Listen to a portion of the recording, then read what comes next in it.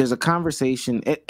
College basketball is like different too. So I just want to preface this by saying that there's a conversation about Caitlin Clark can't be the greatest because she doesn't have a title. She doesn't have a title. She physically cannot be the greatest because she does not have a title. So I want to know, does hardware really matter that much in the GOAT conversation to you guys? Does the team accomplishment matter that much? Is there a threshold for this? Like, is there at some point where you're like, all right, they don't get the title, they don't get the MVP or whatever the case may be, they don't get all that, but that doesn't matter anymore? I feel like the smart answer is low-key yes. Low-key no, that it doesn't matter. But in actuality, it does, man. Like, we're not about to put LeBron in GOAT conversations if he never won a ring. Or really anyone in the GOAT conversation if no one has a ring.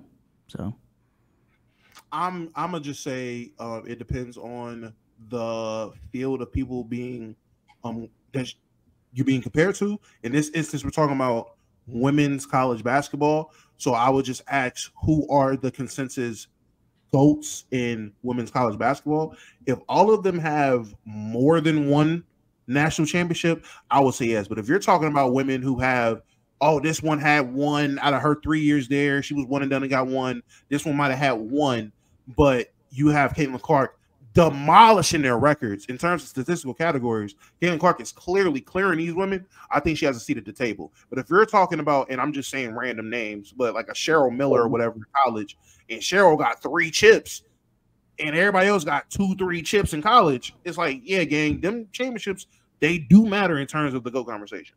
Before Sage goes, I just want to add, my answer might be different because it's college, because most of the careers just max out at 4 years, as opposed to the NBA where you have unlimited amount of years in your career. So all of them have 2, at least, if I'm not mistaken.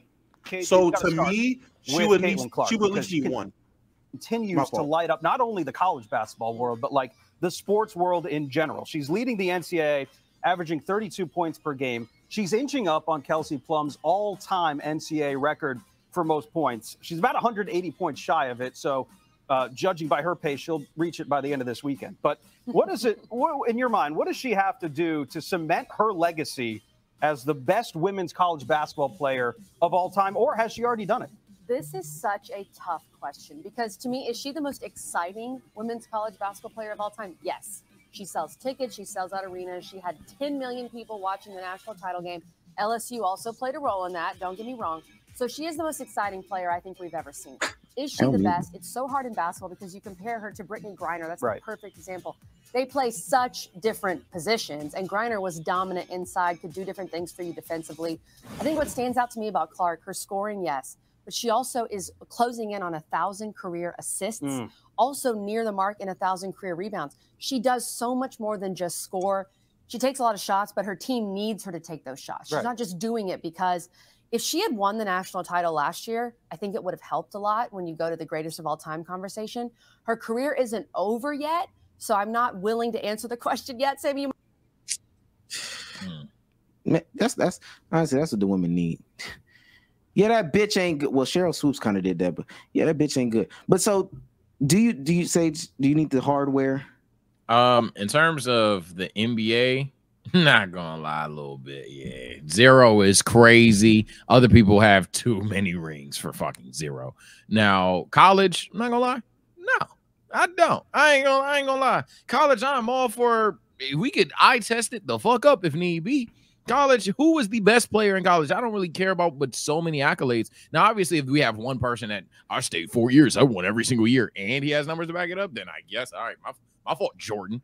But like all these 1-2 ring sample size, no, that literally depends on recruitment, programming, and sometimes coaching. No, bro, no, hell no, not college. College, I'm literally going for the boat is the GOAT in college to me. Yeah, I think that's where like I stand, because college is about programs, building programs, 100%. And depending on when people went to college and stuff like that, like there were 2 dominant programs, a dominant program, at a time. You think I really care about? I know this is gonna sound crazy. I don't care about Kareem in college. I don't.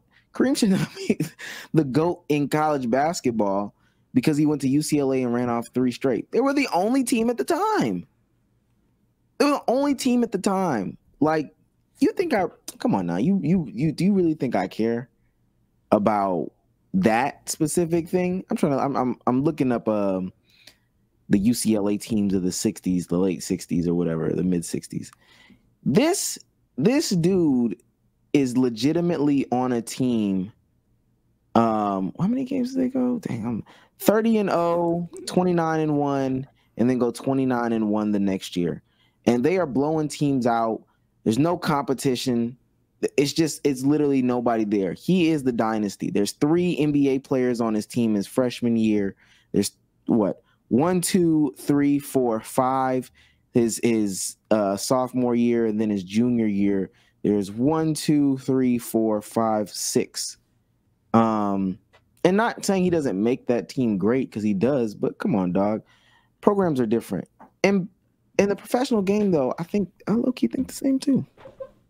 All right. The only thing I say professional, I ain't gonna lie. But there's a level to it. And I know this is like super unrealistic, but let's just say like somebody came in, James Jameson, and he averaged 65 points, shot 100% from the field, 100% from 3, 100% from the line, averaged 15 boards, 15 rebounds, 15 blocks, played first team got all the accolades, but the team was, I don't know, what's the worst team? The Pistons or something like that. Right. And so they never get any better besides him, and they stay with the same people, and they find a way to get to like the finals, or they find a way to get to the conference finals or whatever the case may be, but they just keep losing. Are we really not gonna say a nigga that's averaging 65 on 100%, from everywhere shooting is not the best player of all time? Luckily, you say he's the best. You can't call him the greatest. Those are 2 different conversations. The best of all time and the greatness has always had winning entailed. Throughout the entirety of competition, and I'm thinking in this case we're talking about a guy in the NBA. Throughout the entirety of the NBA, greatness was synonymous with winning. That's what greatness was. That's why I always say you can talk about a BOAT conversation, you can talk about a GOAT conversation. There's a lot of players in that BOAT conversation that aren't in the GOAT conversation because greatness is about hardware. That's what greatness is. It's plain and simple. You can talk about best. Caitlin Clark could be the best female college hooper you ever seen, or one of the best female college hoopers. But if she finishes with no natties and everyone else in that conversation, narrative based, whatever it is, got 2 natties, you're not in the great conversation. You're not in the GOAT convo. You're not in the greatness section of this. You're in the best section of it. You're still gonna make the Hall of Fame. You'll still be looked at as a great player. You're just not one of the greatest. You're not in this conversation. Winning has something to do with that. I would say in regards to the NBA, because I still stand with the college take, but in regards to the NBA, I would say, I ain't gonna lie, usually that means that 100% motherfucker would turn into like a 50% in the playoffs, man. Usually in the NBA, them players just have a drop off. Now, if we're making a scenario where they don't have a drop off, then he's a fucking glitch in the matrix. And at that point, I might consider that nigga to go. Because if he's just averaging 65 in the postseason and never missed a shot, and he lost the game, what did he do? Get scared? There got to be some context as to how he somehow lost this game, right? But in regards to majority of NBA history, because obviously we're talking extremes, what it often leads to is X guy that's able to do certain things all regular season long and even earlier rounds in postseason. When he faces that team or is in that situation, he always fucking folds. So yeah, for greatness, I do think the NBA, you have more than enough time. You have, especially in today's game, you have more than enough freedom. Even I know there's constrictions, but you still got an opportunity to leave. I think, yeah, if you don't get it done, I probably can't ever put you in a GOAT combo. But college, what the fuck? It's programming. I ain't even going. I don't know. It's just the way even people choose college teams and like the lack of movement, player movement, as opposed to the NBA, even like through trades, through free agency, like shit like that. When it comes to team building, it's like to hold someone away from that GOAT conversation just because they're not winning. Compared to the NBA, I just think it's less fair. Yeah, maybe I'm tripping on it though. Nah, I ain't gonna lie. That statement you just had will hold so true in yesteryear. Now with the transfer pool, if a nigga decides to stay in college for his college career, you dictate where you go. You can go form a team wherever you want to go. Case in point, and he's not a guy that's seen in the GOAT conversation, Grant Nelson.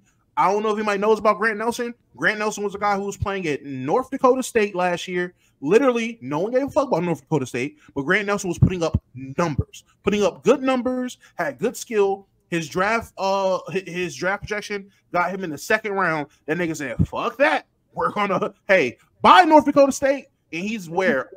Alabama, Arkansas. He's somewhere else. He went to a different D1 school, went somewhere else to better showcase his talents to improve his draft stock. If players want to stay in college, they can easily go somewhere for 1 year, ball the fuck out, and at the end of their freshman year, be like, all right, bet, Duke, where you at? Carolina, where you at? Program building a super team, where you at? Because I do want to win and improve my college resume as a basketball player. And they can dictate that the same way players can. You might not be able to get traded, but midway through the season, you can get on the phone with whatever coach from whatever program and be like, look, coach, I really do want to come here. In the transfer portal, you're there and you're playing your next season. Compared to yesteryear, where if you transferred, I want to say, maybe this is just football, but yesteryear, if you transfer, you had to sit a year. You had to miss a year. You got to give up a year eligibility if you transfer it. So that was the deterrent for players if they were trying to make it to switch. But that's a relatively new thing. But when, like that thing that you're talking about, when did that start? And when did Caitlin start? That was, I think Caitlin's a senior. I say this is relatively like 2-3 years ago. Like 2 years ago, 3 years ago, maybe. And mind you, I think the difference is too. When we have that conversation, what's it called? When we have that conversation about it, especially in like even the women's and the men's sports, I'm looking at the people that they brought up. These people are people at dynasties. Like this is Cheryl Miller at USC at the time. That was like a dynasty that had JaVale McGee's mom and aunt on that team and just some other great players. This is UConn when UConn was going like. I remember those years, man. It was like the Alabama. That was like UConn ain't lose, man. Yeah, 89-0. So if you just hopped on this team, you won rings. This is Maya Moore. UConn again, a part of this.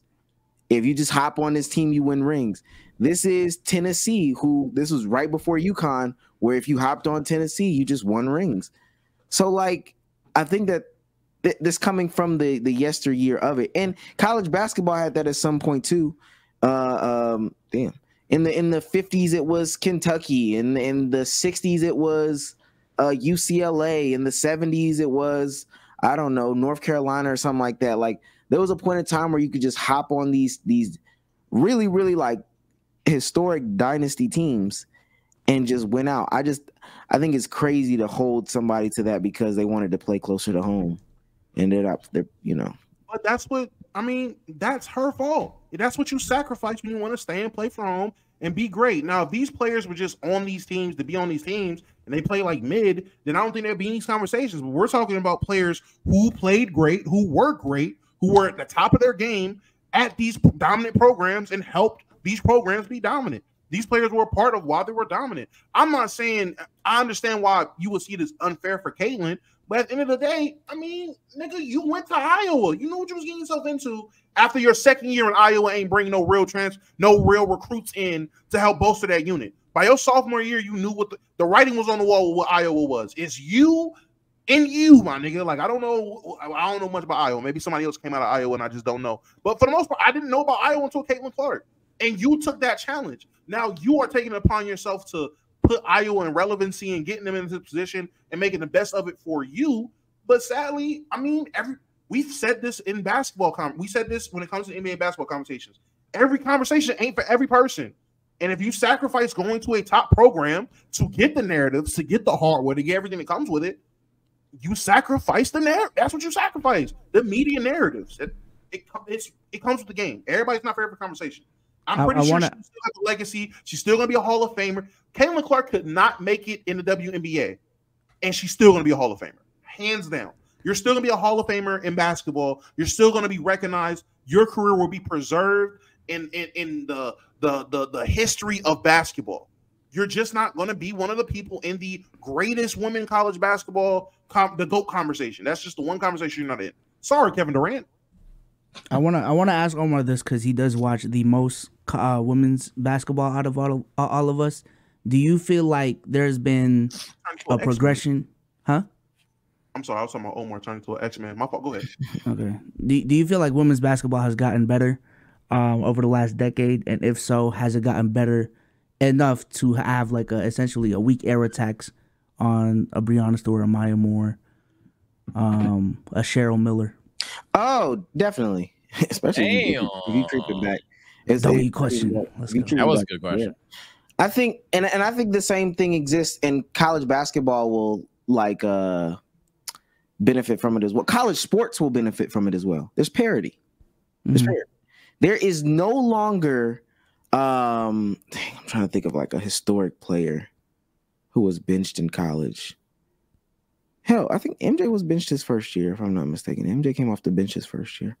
But there's no longer hey, I have the recruiting edge. I can offer you more because I'm Alabama at this current time. Hey, I can offer you more because I'm Duke with Coach K.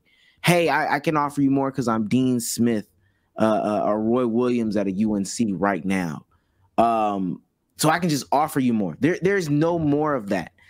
There is a more level playing field at these schools. So that's why you see random teams. They might appear to be random teams, but like in the college football playoff, for those that are familiar, like this year it was Michigan, Washington, Texas, and Alabama. And Michigan, Washington, and Texas haven't been good for Washington hasn't been good for forever. Michigan ain't been good since like, really like the 90s. We're talking about title contention. I'm probably skipping a year in the 2000s. And then the same good since Vince Young. And that was 2006. For real, they haven't been good since. Colt McCoy, my fault, or Colt McCoy. Nah, if niggas say Colt McCoy, they can either. Well, but okay, cool. They haven't been so good since Colt McCoy. But now there's a possibility because these kids aren't down at Georgia, 4, 5, 6, 5-star receivers deep. They're not sitting there anymore, waiting their turn because they have a time limit in college. Now they can say, oh, you know what? This guy was the backup at LSU. He's going to go play for Northwestern. I'm going to go play for Northwestern. A couple other guys are going to go play for Northwestern. And then, boom, all of a sudden, we basically have an SEC caliber team, what people would know as an SEC caliber team, in the Midwest Coast Tech State. And so the same thing with like college basketball, especially with these players staying 4 years now. Now, college basketball is a little bit different because people would do one and dones. But just think about the time where like, hey, man, if you wanted the name, the notoriety, is Duke or is UNC. Like you coming over here, there's these two schools. You're going to UCLA. It's only a couple schools. And they would have 3 NBA caliber point guards, just one waiting on the bench, just waiting their turn for, the starter to say, oh, I'm going to go into the league. And then by that time, they're, already a junior. No longer is that. I'm going to say, you know what? I'm going to go to Rhode Island University, man. And this other person, he's fed up too. Hey, let's go to Rhode Island. And by the time we get there, okay, this is an ACC caliber school. So I think that that's what makes it, better than back then. Back then, it was definitely a weak air attacks. I'm not sorry, but I'm sorry to say it was a weaker era because, I don't know, 10 I'm saying, Cheryl Miller is George Mikan. Nah, he making sense on the football kid. I don't know college basketball, but football, oh my God, Alabama's like the Mickeyest shit of all time. I ain't gonna lie. It's the same thing because Alabama, I can look up an Alabama year where they had like Derrick Henry, Trent Richardson. Boy. They had like 6 or 7. And Mark Ingram. Them niggas, 5, the whole O-line in the draft. It's fucking ridiculous. I don't know how Mickey Alabama shit is. You can find the clip of Derrick Henry sitting on Bussin' with the Boys. And all they asked him was, how many did you get when you was at Bama? Oh, I only got 2. My class, we only got 2. That's how Mickey the shit was. They wouldn't know what year you were. They wouldn't know what your teams were based off how many rings you had. So the fact that Derrick Henry only had 2, he was like, oh, so you were the 14th class, right? Okay, so bad. Y'all had laundry list of all NFL players, all pro players. These guys, oh, y'all didn't win this year and that year, but yeah, y'all won these years. Oh, you should have been there 3 years earlier when them niggas had 4 in a row. Like shit's Mickey.